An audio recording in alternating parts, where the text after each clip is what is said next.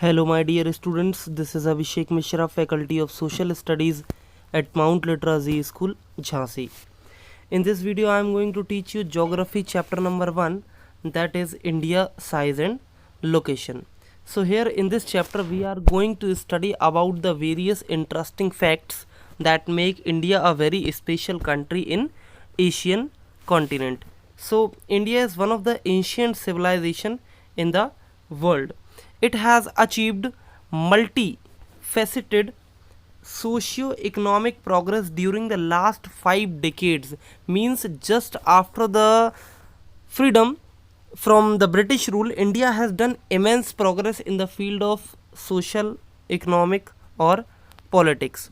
It has moved forward, displaying remarkable progress in the field of agriculture, industry, technology and overall economic development.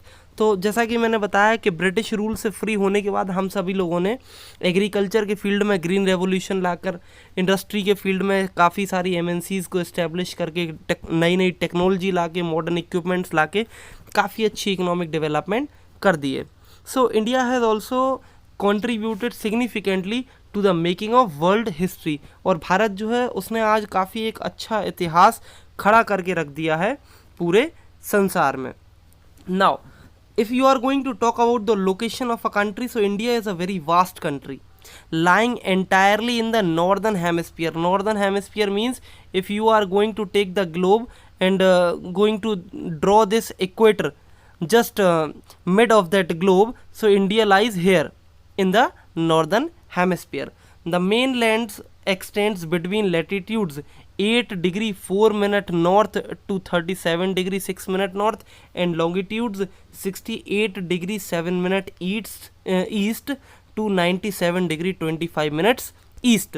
Now coming to the tropic of Cancer, means that is Kark Rekha, 23 degree 30 minute north. So it divides the country into almost two equal parts.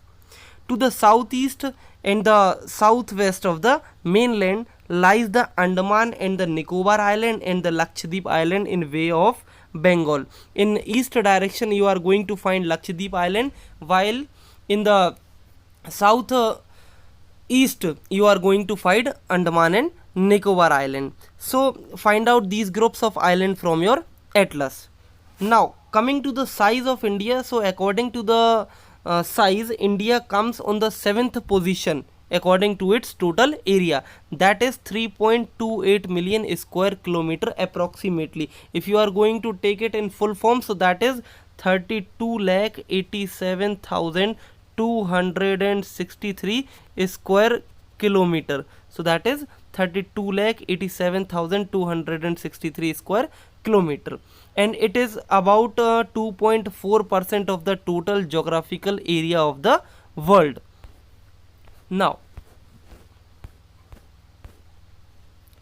from the figure 1.2 it is clear that India is the 7th largest country of the world.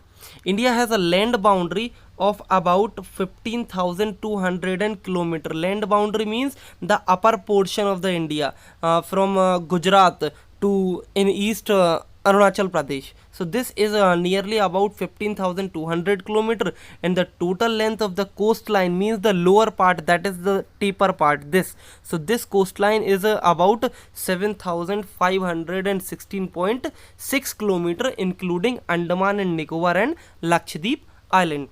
India is also bounded by the Young-Fold Mountains in the northwest and north, and as well as in northeast, like you can say Himalayas.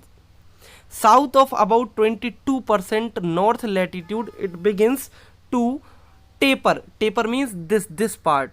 So यहाँ से ये नुकीला होने लगता है and extends towards the Indian Ocean.